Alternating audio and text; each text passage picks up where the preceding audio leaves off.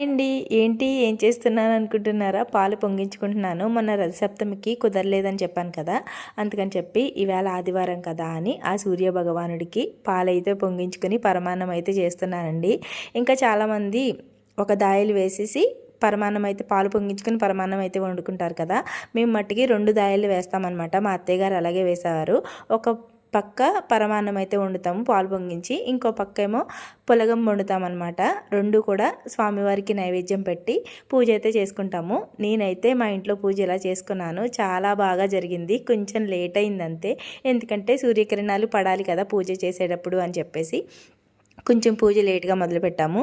పాలు పొంగించడం పరమాన్నం అన్నీ పూర్తయి పూజ పూర్తయ్యేటప్పటికి 11:30 అయిందనమాట.